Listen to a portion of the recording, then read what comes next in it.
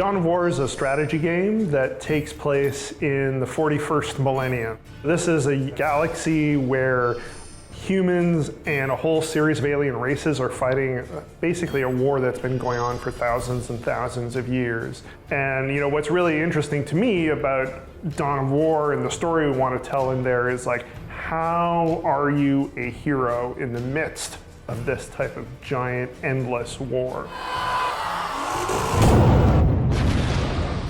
The Eldar are this really interesting faction. They're a species that's been around since the dawn of time. Essentially, they used to run the galaxy. That led them to decadence and essentially led their empire to fall. The Eldar that survive to the present are the ones who stepped away from that corrupt society and are following a sort of warrior path. They have this whole tragic edge, and then they have this whole highly arrogant edge.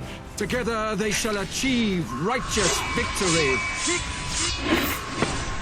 The orcs are this great lunatic horde that we get to play with.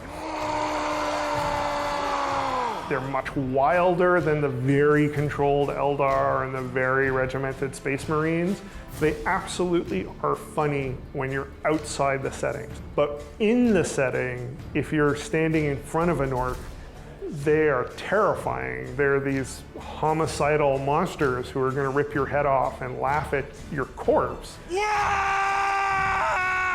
Gabriel Angelos is the face of the Dawn of War franchise in a lot of ways. He has gone through a great deal over his career, and that's something we wanted to bring into Dawn of War 3.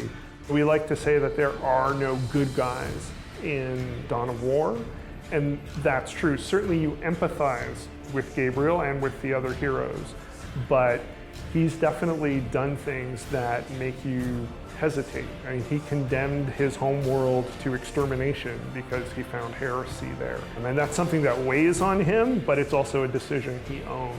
And I think in that way, he really captures what's important about the Blood Raven. Maka is a returning character for us. She was first introduced in the original Dawn of War, and we haven't really heard from her since then. When last we saw her, she was very much in charge. There was no other Eldar that she was answering to. Now we find her and she's sort of in a secondary role. She wants to regain that role. She has to find the ways to guide her people. The orcs really come alive when there's a layer of madness and then there's some really smart deviousness happening under the surface.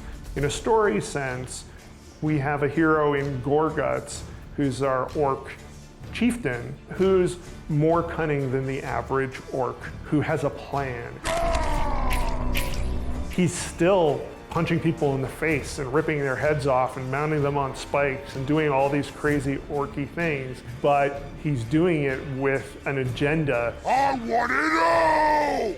We're telling a story about characters, not about entire armies. And it's an incredibly challenging but rewarding thing to dig into, especially with a strategy game. We make games where there's a massive army of hundreds of units clashing, and it's easy for that to feel disposable.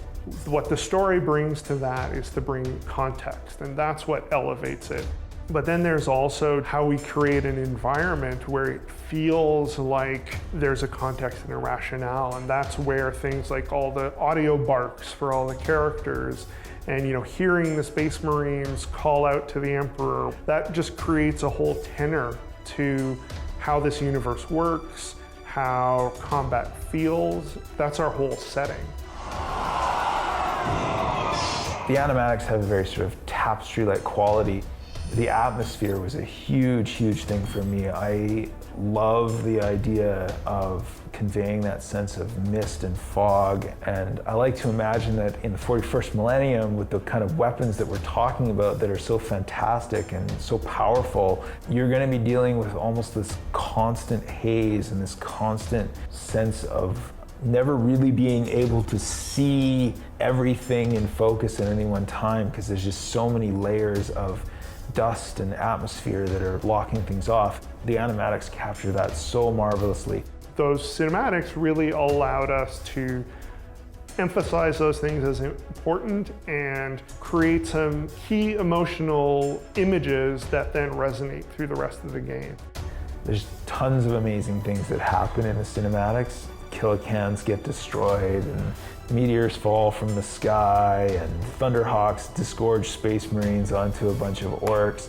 There's just so many layers of dust and atmosphere that are blocking things off. The animatics capture that so marvelously. We are so excited for fans to play through the campaign and experience these cinematics themselves.